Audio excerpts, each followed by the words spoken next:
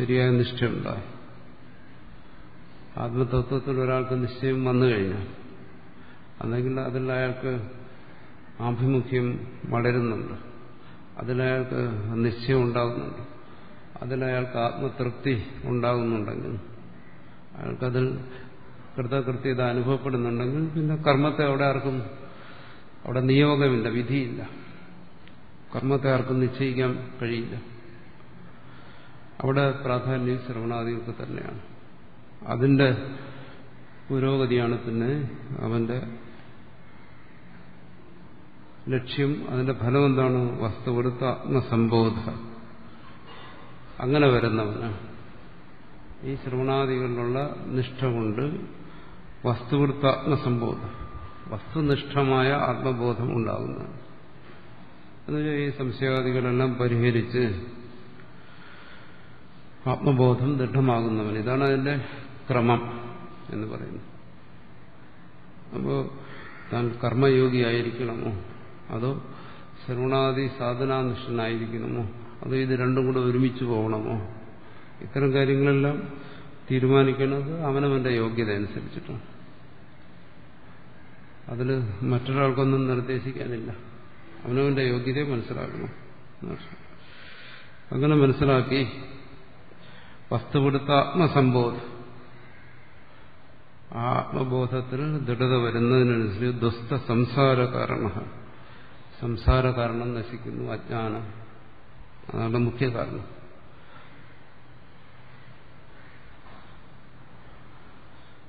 അജ്ഞാനഫലമായി വരുന്ന വിപരീത ബുദ്ധി, താൻ സംസാരിയാണ്, ജനനവും മരണവും ഉള്ളവനാണ്, ഇതാണ് സംസാരം.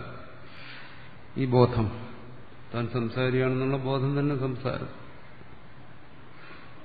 അപ്പോ ഇതിന് കാരണമായിരിക്കുന്ന ആ സ്വരൂപ അജ്ഞാനം അത് നശിച്ചു കഴിഞ്ഞാൽ ആ ബോധത്തിൽ എന്നർത്ഥം വ്യാവിധ അശേഷ സംസാരവും, ആ ബോധത്തിലാണ് അവൻ സംസാരത്തെ ത്യജിക്കുന്നത്. അതുവരെ അവൻ ബാഹ്യമായി ത്യജിച്ചു. രണ്ടു തരത്തിൽ ത്യാഗമുണ്ട്. ഒന്ന് ബാഹ്യമായ ത്യാഗം, ഞാൻ ആദ്യം പറഞ്ഞു വിവിധശാസന്യാസം. അവിടെ കാമനകളെ ത്യജിക്കുന്നു. ആ കാമനാത്യാഗത്തിന്റെ ഭാഗമായി കാമ്യമായ സർവത്തെ ഉപേക്ഷിക്കുന്നു. അല്ലെങ്കിൽ ഉപേക്ഷിക്കാൻ വേണ്ടി അവൻ പരിശ്രമിക്കുന്നു. അങ്ങനെ പൂർണ്ണമായി ഉപേക്ഷിക്കാൻ കഴിയുമെന്നില്ല. ഉപേക്ഷിക്കാനുള്ള ഒരു ശ്രമം അവന്റെ ഭാഗത്തു നിന്നുണ്ടാകുന്നു. ഉപേക്ഷിക്കുന്നതിനുള്ള ആഗ്രഹം ഉണ്ടാകുന്നു. അതൊക്കെ വിവിധശാസന്യാസം. അവിടെ അവന് ത്യാഗം പൂർണ്ണമല്ല.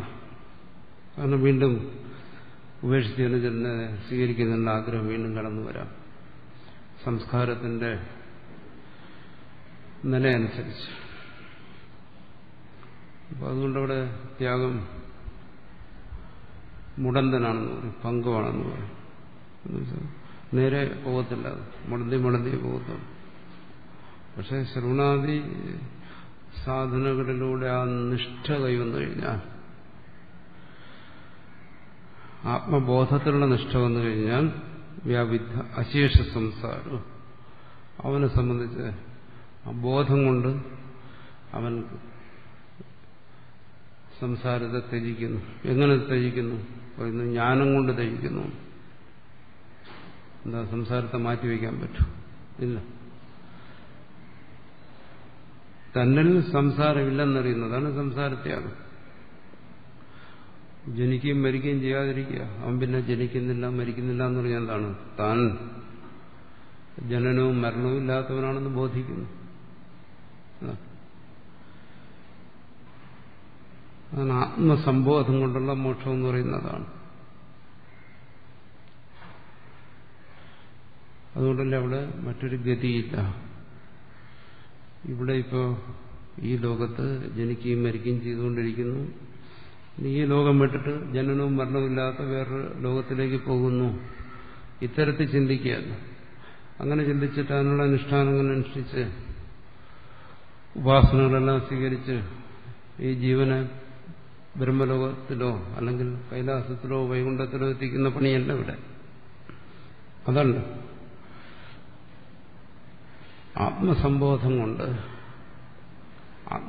കൊണ്ട് താൻ ജനനവും മരണവും ഇല്ലാത്തവനാണ്, അങ്ങനെയൊന്നും തന്നെ സംഭവിക്കുന്നില്ല എന്ന് തന്നെ കുറിച്ചുള്ള ബോധം.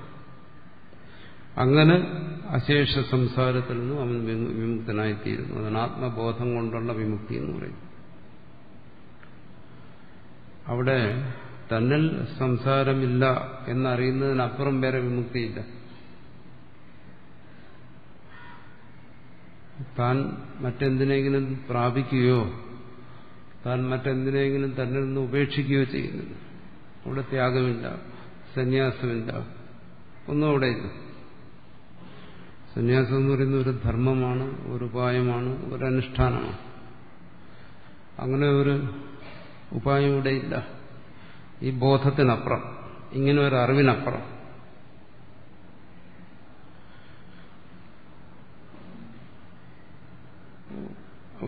അപ്പൊ സംസാരം എന്ന് പറയുന്നത് എന്തായി? ഒരു അറിവില്ലായ്മ. അതാണ് സംസാരം. അറിവില്ലായ്മയ്ക്ക് അപ്പുറം സംസാരം എന്ന് പറയുന്നൊന്നുമില്ല. ഈ സംസാരം, ജനന മരണ അനുഭവം, സുഖദുഃഖാദി അനുഭവം, കർമ്മഫല അനുഭവം, ഇതെല്ലാം അറിവില്ലായ്മയുടെ ഫലമായി ഉണ്ടാകുന്ന, സ്വസ്വരൂപത്തെക്കുറിച്ചുള്ള അറിവില്ലായ്മയുടെ ഫലമായി അനുഭവിച്ചുകൊണ്ടിരിക്കുന്നു. ഇതും അനുഭവം തന്നെ, അറിവില്ലായ്മയുടെ ഫലമായുള്ള അനുഭവങ്ങൾ. അപ്പൊ സംസാരം ഒരു അനുഭവമല്ലേ? അപ്പോ ആ സംസാരത്തിന്റെ ഇല്ലായ്മ എന്ന് പറയുമ്പോൾ ആ അനുഭവങ്ങളുടെ ഇല്ലായ്മയല്ലേ? ഈ ലോകത്ത് ഈ അനുഭവങ്ങളെ അനുഭവിച്ചുകൊണ്ടിരിക്കുമ്പോൾ ഇവിടെ എങ്ങനെ ഈ അനുഭവങ്ങളുടെ ഇല്ലായ്മ സംഭവിക്കും? സംഭവിക്കുന്നതായി നമ്മൾ കാണുന്നില്ല. കാരണം ജനിക്കുന്നു, മരണം വരെ ജീവിക്കുന്നു, മരിക്കുന്നു. അപ്പോൾ ജനനവും മരണവും ജീവിതവും ഒക്കെ യാഥാർത്ഥ്യമാണ്. അപ്പോൾ ഈ അനുഭവമെല്ലാം ഇങ്ങനെ തുറന്നുകൊണ്ടേയിരിക്കുന്നു. അതുകൊണ്ടാണ് പറയുന്നത് മുക്തി എന്ന് പറയുന്നത് ഇതല്ല. ഈ അനുഭവങ്ങൾ മരണം വരെ തുടരുന്നു. മരണശേഷം ഈ അനുഭവങ്ങളെല്ലാം അനുഭവിച്ചുകൊണ്ടിരിക്കുന്ന ജീവന് മറ്റൊരു ലോകത്തിലെത്തിക്കുക, ഏതെങ്കിലും ഒരു ലോകത്ത്, ഇതൊന്നുമില്ലാത്ത ലോകത്ത്.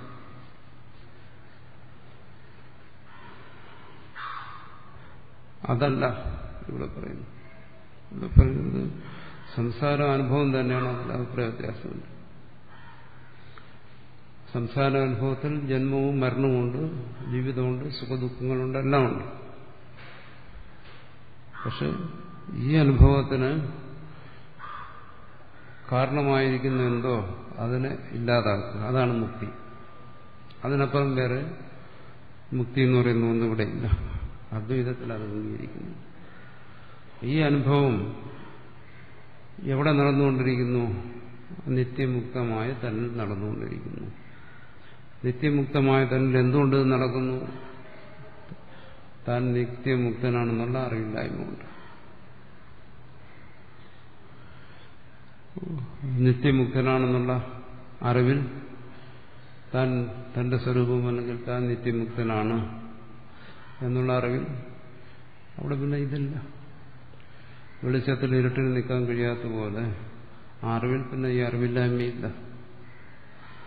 അങ്ങനെ വ്യാപിദ്ധ അശേഷ സംസാരവും എന്ന് പറയുന്ന അശേഷ സംസാരത്തിൽ നിന്നും വ്യാവിദ്ധനായി സ്വതന്ത്രനായി വിമുക്ത നാ വിമുച്ചതേ, വിമുക്തനായ മനുഷ്യൻ. വിമുക്തനായിരിക്കുന്നവൻ എന്ന് പറയുന്നത് എന്താണ്? നിത്യശുദ്ധ മുക്തസ്വരൂപനായിരിക്കുന്നവൻ. അല്ല ബദ്ധനായിരുന്നു മോചിക്കുകയല്ല. അതുകൊണ്ടാണ് മുക്തൻ മുക്തിയെ പ്രാപിക്കുന്നു എന്നുള്ളതാണ് ഇവിടുത്തെ തത്വം. അല്ലാതെ ബന്ധനത്തിലിരിക്കുന്നവൻ മുക്തിയെ പ്രാപിക്കുന്നു എന്നല്ല. മുക്തനായിരിക്കുന്നവൻ വിമുച്ചതേ, മുക്തിയെ പ്രാപിക്കുന്നു. അപ്പോൾ മുക്തനായിരിക്കുന്നവൻ മുക്തിയെ പ്രാപിക്കുന്നതിന് ഒരേ ഒരു തടസ്സമേ ഉള്ളൂ. താൻ വിമുക്തനാണെന്നുള്ള അറിവില്ലായ്മ, അജ്ഞാനം, തന്റെ മുക്തിയെക്കുറിച്ചുള്ള അജ്ഞാനം.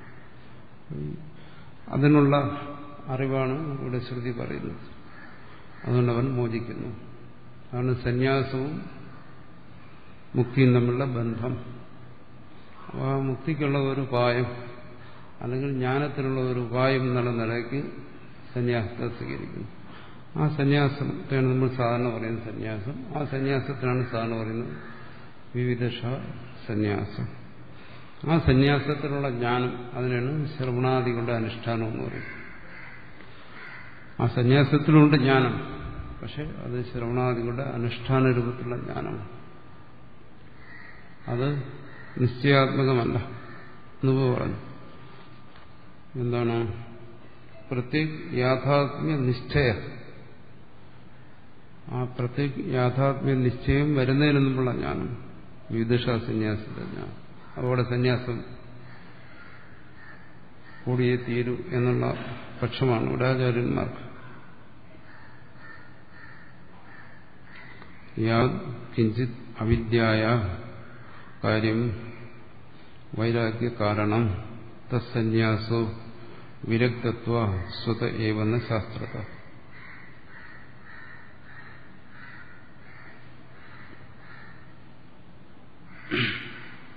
ഇവിടെ പറഞ്ഞല്ലോ സന്യാസം രണ്ടു തരത്തിലുണ്ട്. ഇവിടെ ഇപ്പൊ അവസാനം പറഞ്ഞു വിമുക്തോ ന വിമുച്യതേ. സന്യാസം എന്ന് പറഞ്ഞാൽ ത്യാഗം, ഉപേക്ഷിക്കൽ. ആത്യന്തികമായ ത്യാഗം എന്താണ്? ഇത് രണ്ടും തമ്മിൽ ആശയക്കുഴപ്പം വരാതിരിക്കാൻ വേണ്ടി പറയാം. ആത്യന്തികമായ ത്യാഗം എന്ന് പറയുന്ന അജ്ഞാനത്യാഗമാണ്. അജ്ഞാനത്തെ കളയുന്നതാണ്. എന്തുകൊണ്ട്? ജ്ഞാനം കൊണ്ട്. ആത്മബോധത്തിൽ അജ്ഞാനം നശിക്കുന്നതാണ്. അവിടെ ആ ത്യാഗം പൂർണ്ണമാകുന്നത്. അവിടെ ആണ് സന്യാസത്തിന്റെ സ്വരൂപം, വാസ്തവ സ്വരൂപം അതാണ്. അവിടെ സന്യാസം വിധേയമല്ല. അവിടെ അങ്ങനെ ഒരു സന്യാസം വിധിക്കുന്നതാണ്. അത് അജ്ഞാനനാശത്തിൽ വരുന്ന സമ്പൂർണ്ണ ത്യാഗരൂപത്തിലുള്ള ആ സന്യാസം അത് വിധേയമല്ല. അത് സഹജമായി സംഭവിക്കുന്നതാണ്. സന്യാസം എന്ന് പറയുന്നത് ആ പരമമായ തത്വമായി മനസ്സിലാക്കുമ്പോൾ സന്യാസം അവിടെ വിധേയമല്ല. സന്യാസത്തെ ആർക്കും എടുക്കാനോ കൊടുക്കാനോ സ്വീകരിക്കാനോ തള്ളാനോ ഒന്നുമില്ല. പക്ഷെ അതിന് മുമ്പൊരു സന്യാസമുണ്ട്, അത് വിധേയമാണ്. ജ്ഞാനാംഗമായ സന്യാസം എന്ന് പറയുന്നത് അതാണ്. ദേഹസന്യാസം മുമ്പ് പറഞ്ഞ പോലെ ഒരുവന് പൂർവ്വജന്മങ്ങളുടെ സംസ്കാരം കൊണ്ട് പുണ്യവൃദ്ധി കൊണ്ട് എന്ന് പറയാം. അല്ലെങ്കിൽ ഒരാൾ ജനിക്കുമ്പോൾ കാണുന്നു പൂർവ്വജന്മം ഉണ്ടോ ഇല്ലയോ അതൊന്നും ചിന്തിക്കേണ്ട കാര്യവും ഉണ്ടായിരിക്കാം ഇല്ലായിരിക്കാം. എന്തായാലും പല വിത്തുകൾ പല ഗുണം കാണുന്നത് പോലെ ഒരുവന് ജന്നാൽ തന്നെ അങ്ങനെ തോന്നുന്നു. അവന്റെ പുണ്യവൃത്തി കൊണ്ട് അവന് ഇതൊന്നും പ്രലോഭിപ്പിക്കുന്നില്ല, സംസാരം പ്രലോഭിപ്പിക്കുന്നില്ല, ഇതിനോട് അവന് താല്പര്യം ഉണ്ടാകുന്നില്ല. സ്വാഭാവികമായിട്ടോ അവന് ഇതിനോട് താല്പര്യം ഉണ്ടായില്ലെങ്കിൽ ഇതിനപ്പുറം മറ്റെന്തെങ്കിലും ഉണ്ടോ എന്ന് ആഗ്രഹം ഉണ്ടാകും. സ്വാഭാവികമായിട്ടും അവൻ ഈശ്വര തത്വത്തെക്കുറിച്ചും ഈശ്വര പ്രാപ്തിക്കുള്ള ഉപായങ്ങളെക്കുറിച്ചും അറിയുന്നു.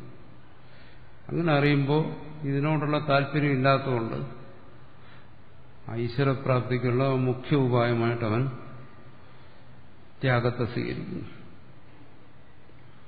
അത് വിധിച്ചിരിക്കുന്നു. കാരണം ത്യാഗം മുഖ്യമാണ്.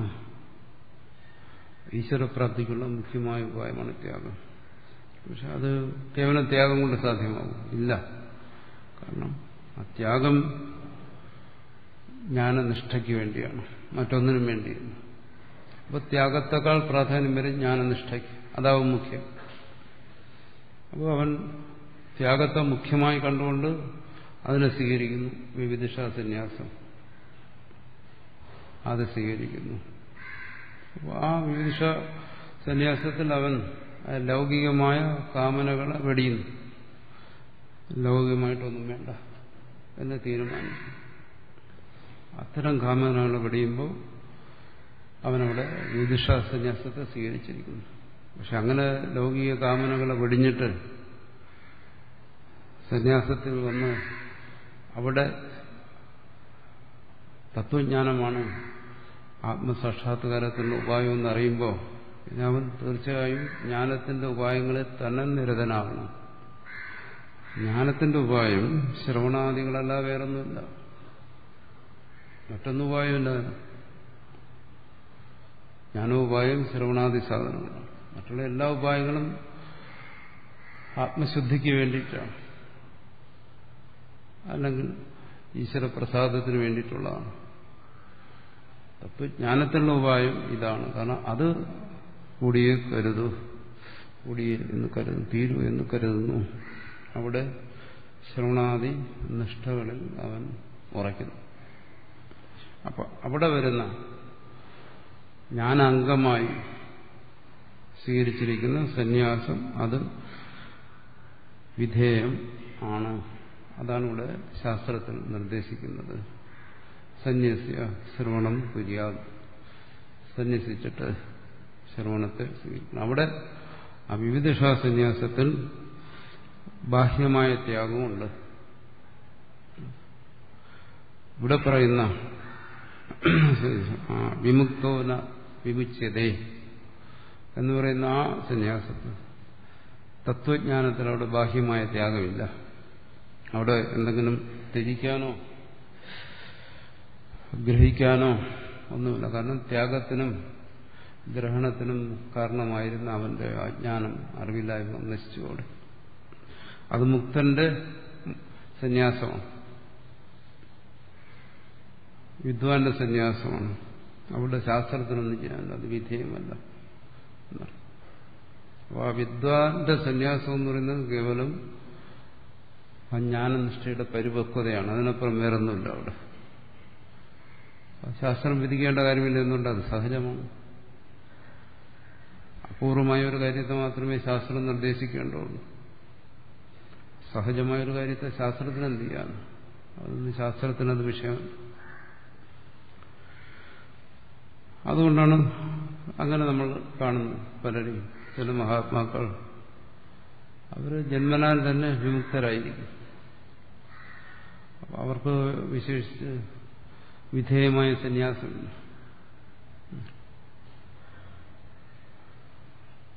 ജന്മനാൽ തന്നെ അവർ ജ്ഞാനനിഷ്ഠയിലാണ്. അങ്ങനെയുള്ളവരെ കുറിച്ച് ഇതെല്ലാം അദ്വൈതത്തിന്റെ വെളിച്ചത്തിലാണ് അത് മനസ്സിലാകും. ആധ്യാത്മികമായി പല മാർഗങ്ങളുണ്ട്, പലതരത്തിലുള്ള സമ്പ്രദായങ്ങളുണ്ട്, പലതരത്തിലുള്ള സിദ്ധാന്തങ്ങളുണ്ട്, ശാസ്ത്രങ്ങളുണ്ട്, അനുഷ്ഠാനങ്ങളുണ്ട്. അതല്ല, അദ്വൈതം എന്ന് പറയുന്ന ഈ തത്വത്തെ സംബന്ധിച്ച് എങ്ങനെയാണ് സന്യാസം, അതാ പറയുന്നത്. നമ്മൾ പലപ്പോഴും ചർച്ച ചെയ്തിട്ടുണ്ടെന്നാണ് ഇവിടെ അത് എടുത്തു പറയുന്നു. മുമ്പ് നമ്മൾ സ്വതന്ത്രമായി ചർച്ച ചെയ്യും. ഇവിടെ ഇപ്പം അതിന്റെ ശാസ്ത്രത്തെ വെച്ചുകൊണ്ട് നമ്മൾ പറയുന്നു. അവിടെ വിധേയമായ സന്യാസമുണ്ട്. അവിടെയാണ് നമ്മൾ പറയുന്നത് സന്യാസം സ്വീകരിക്കുന്നു, ഗാർഹസ്ഥ്യം ഉപേക്ഷിക്കുന്നു, അല്ലെങ്കിൽ ഗൃഹത്തെ ഉപേക്ഷിക്കുന്നു എന്നൊക്കെ പറയുന്നു. അങ്ങനെ സ്വീകരിക്കാനും ഉപേക്ഷിക്കാനും എല്ലാം ഉണ്ട് അവിടെ. അവിടെയാണ് ഗുരുവിന്റെ ആവശ്യം വരുന്നത്. പറയുന്ന ഒരു ഗുരുവിന്റെ അടുത്ത് പോയി അവിടെ നിന്ന് സന്യാസം സ്വീകരിച്ചു എന്നാണ്. പക്ഷെ ഇതിങ്ങനെ പറയുന്നുണ്ടെങ്കിലും സാധാരണ ഗുരുവിനെ സമീപിക്കുക, സന്യാസം സ്വീകരിക്കുക എന്നൊക്കെ പറയുന്നവർക്ക് ഇങ്ങനെയൊരു ബോധം ഉണ്ടായിരിക്കണമെന്നൊന്നുമില്ല. പലപ്പോഴും ഇതൊക്കെ മനസ്സിലാക്കാൻ അവസരം കിട്ടുന്നത് തന്നെ ഗുരുവിന്റെ അടുത്ത് വന്നിട്ടാണ്. പിന്നെ എന്തോ പൂർവ്വപ്രേരണ കൊണ്ട് അല്ലെങ്കിൽ പുണ്യ സംസ്കാരം കൊണ്ട് ഒരാൾക്ക് ആധ്യാത്മികമായ ജിജ്ഞാസ ഉണ്ടാകുന്നു, അയാൾ വീട് ഉപേക്ഷിക്കുന്നു. അവിടെ എന്താണ് സന്യാസം, വിദ്വത് സന്യാസം, വിവിധ സന്യാസം, ജ്ഞാനനിഷ്ഠ, ഇതൊന്നും മനസ്സിലാക്കിയിട്ടായിരിക്കണമെന്നില്ല. സന്യാസം സ്വീകരിച്ചിട്ടായിരിക്കും അയാൾ ഇതൊക്കെ മനസ്സിലാക്കുന്നു. ഇവിടെ അങ്ങനെയല്ല. ഇവിടെ വേദാധ്യയനം, ഉപനയനം ചെയ്ത സമയം വരെ വേദാധ്യയനം ചെയ്യുകയാണ്. അപ്പോൾ സ്വാഭാവികമായിട്ടും അവൻ ഇത്തരം കാര്യങ്ങളെക്കുറിച്ച് അറിഞ്ഞേ തീരും. അതിനെക്കുറിച്ചുള്ള ഒരറിവ് അവന് വേദാധ്യയനത്തിൽ നിന്ന് തന്നെ കിട്ടുന്നു. ഇന്ന് മറ്റെന്തെങ്കിലും ഉപായത്തിലൂടെയാണ് കിട്ടുന്നത്. അതുകൊണ്ട് ഇന്നത്തെ രീതികൾക്കൊക്കെ വ്യത്യാസമാണ്. തത്വത്തിന് വ്യത്യാസമൊന്നുമില്ല. അന്നും ഇന്നുമെല്ലാം തത്വം ഒരുപോലെയാണ്. അപ്പോൾ വിവിധിഷാ സന്യാസം. പക്ഷെ വിവിധിഷാ സന്യാസത്തിന് ഒന്നുണ്ട്. അത് എന്താണ്? അവിടെ പ്രാധാന്യം അദ്വൈത മതമനുസരിച്ച് ശ്രവണാദി സാധനങ്ങൾക്ക് തന്നെയാണ്. അതിനുവേണ്ടിയാണ് സന്യാസം. അവിടെ ഗുരുവിനെ ആശ്രയിക്കാം, ഗുരുവിൽ നിന്ന് ഇതൊക്കെ സ്വീകരിക്കാം. പക്ഷെ പ്രാധാന്യം അതിനായിരിക്കും. ശ്രവണാദി സാധനങ്ങൾക്കായിരിക്കും പ്രാധാന്യം. മറ്റു പല ആധ്യാത്മിക സമ്പ്രദായങ്ങളിലും മാർഗങ്ങളിലും ഇത്തരം രീതികളൊന്നും പിന്തുടരുന്നില്ല. അതുകൊണ്ട് ഇത് അദ്വൈതിയുടെ നിലപാടാണെന്നും മനസ്സിലാക്കണം.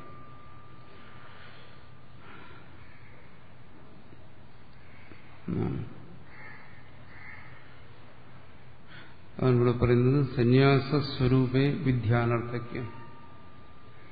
സന്യാസസ്വരൂപത്തിൽ എന്നുവെച്ചാൽ മുഖ്യമായ സന്യാസത്തിൽ അവിടെ വിധിയുടെ ഒന്നും ആവശ്യമില്ല. അവിടെ ആരും വിധിക്കാനില്ല.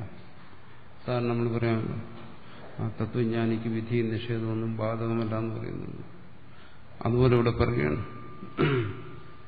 ഇനി ബ്രഹ്മയാഥാത്മ്യ വിജ്ഞാന സാധനത്വം വിനാഗമാ സന്യാസസ്യ ന വിജ്ഞാതം തശാസ്ത്രേണേഹ ബോധ്യതേ.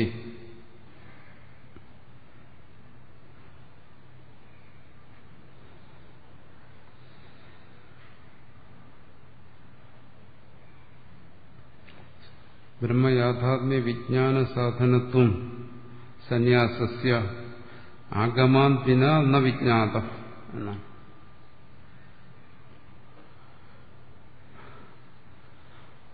ബ്രഹ്മയാഥാത്മ്യ വിജ്ഞാനത്തിന് സന്യാസം ഉപായമാണ് എന്നുള്ള കാര്യം വേദത്തിലൂടെയേ മനസ്സിലാക്കാൻ കഴിയുന്നുള്ളൂ, വൈദികമായ അറിവിലൂടെ മനസ്സിലാക്കാൻ കഴിയുന്നുള്ളൂ എന്നാണ്.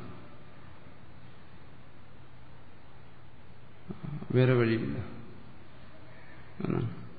ഒന്ന്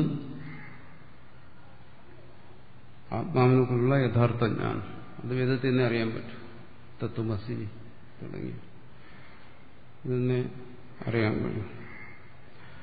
അങ്ങനെ ഒരു ജ്ഞാനത്തിന്റെ സാധനം എന്താണ്? ശ്രവണാദി സാധനങ്ങൾ. അതോടൊപ്പം വരുന്ന സന്യാസം.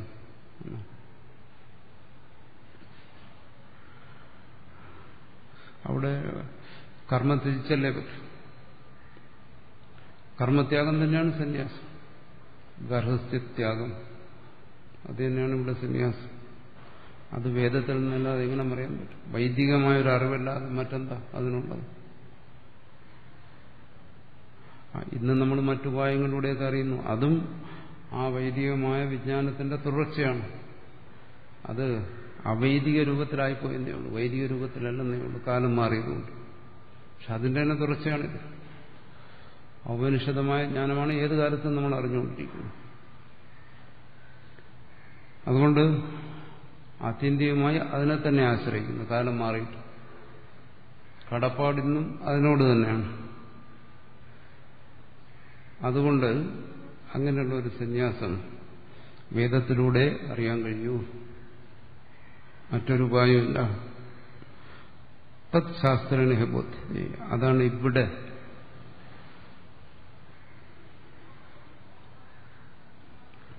മൈത്രേയി യാജ്ഞവൽക്യ സംവാദത്തിൽ ബോധിപ്പിക്കുന്ന അക്കാര്യമാണ്. അതിനാണ് ഇത്തരം ഒരു കഥ ഇവിടെ കൊണ്ടുവന്നത്. അങ്ങനെയുള്ളൊരു സന്യാസം ഈ തത്വജ്ഞാനത്തിന്റെ ഉപായമാണ്. അതിന്റെ ഭേദം നമ്മൾ മനസ്സിലാക്കണം. അത് ജ്ഞാനിയുടെ സന്യാസം എന്താണ്, ജിജ്ഞാസുവിന്റെ സന്യാസം എന്താണ്, ആ ഭേദം നമ്മൾ മനസ്സിലാക്കണം. അതിൽ എന്താണ്? സന്യാസം ജ്ഞാന അംഗമാണ്,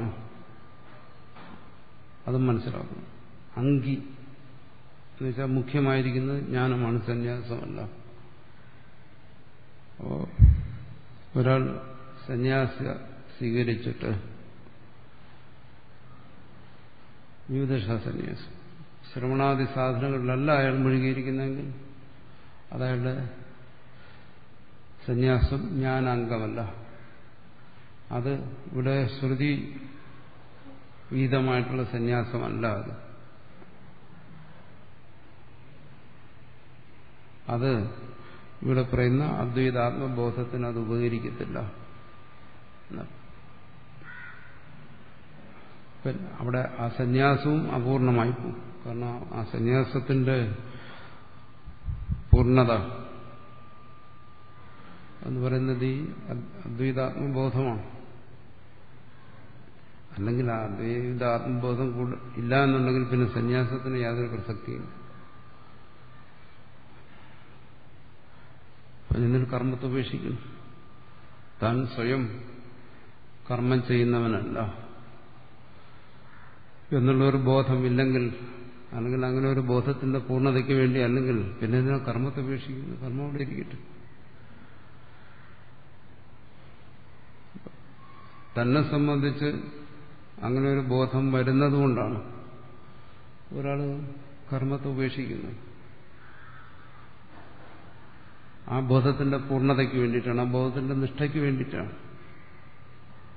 അപ്പോൾ ഈ തത്വജ്ഞാനം ശ്രവണാദി സാധന രൂപത്തിലുള്ളതായാലും ശരി, അതിന്റെ പരിണിത ഫലമായ നിഷ്ഠ എന്നുള്ള രൂപത്തിലായാലും ശരി, ഈ ഒരു തത്വജ്ഞാനത്തെ ഒരുവൻ ആശ്രയിക്കുന്നുണ്ടെങ്കിൽ സന്യാസത്തിന് യാതൊരു പ്രസക്തിയില്ല. സന്യാസ അസംബന്ധമാണ്.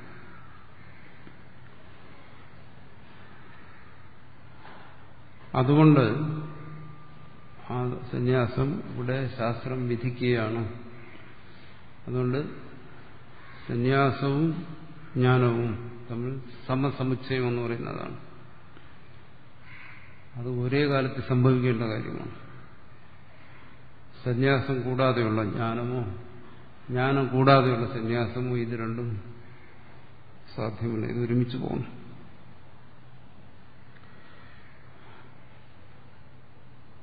അദ്വൈത ആത്മബോധത്തെ സംബന്ധിച്ച് എന്ന് പ്രത്യേകം എടുത്ത് പറയും.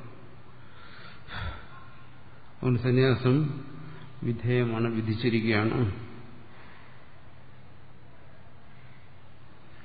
ബ്രഹ്മവിദ്യ സമുത്ഥാന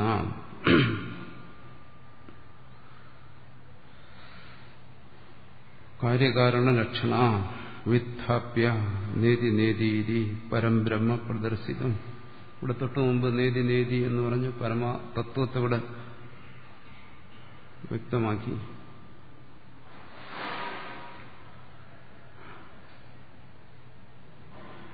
ബ്രഹ്മവിദ്യ സമുത്ഥാനാത് കാര്യകാരണ ലക്ഷണ. കാര്യകാരണ രൂപത്തിലുള്ള ഈ സംസാരത്തിൽ നിന്ന് അവനെ മോചിപ്പിക്കുന്ന ബ്രഹ്മവിദ്യയാണ്. അതുകൊണ്ടാണ് എന്താണ്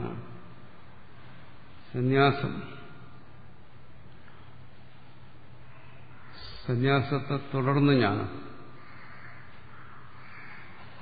എന്നിങ്ങനെ നേതി നേതി നിഷേധിക്കുന്നില്ല. സന്യാസം ഇതാണ്, നേതി നേതി എന്നുള്ളതാണ് സന്യാസം. ഇതല്ല ഇഹലോകമല്ല, പരലോകമല്ല, വിത്തമല്ല, പുത്രനല്ല, ഇങ്ങനെ നേതി നേതി നിഷേധിക്കുന്നതാണ്. ഇതിനെല്ലാം നിഷേധിക്കണം. അങ്ങനെ നിഷേധിച്ച് സന്യാസത്തിലൂടെ ആ പരബ്രഹ്മത്തെ ഇവിടെ ശ്രുതി പ്രദർശിപ്പിച്ചിരിക്കുകയാണ്, കാണിച്ചിരിക്കുകയാണ്. അപ്പോൾ അത് ഒഴിവാക്കാൻ സാധ്യമല്ല എന്നാണ്. അത് കൂടിയേ തീരും. സന്യാസം കൂടാതെയുള്ള ആ ജ്ഞാനം അത് അപൂർവമാണ്, സ്വാഭാവികമല്ല എന്നർത്ഥം. അപൂർവമായി എവിടെയെങ്കിലും സംഭവിച്ചെന്ന് വരാം, പക്ഷെ സർവ്വസാധാരണമാകാൻ സാധ്യമല്ല.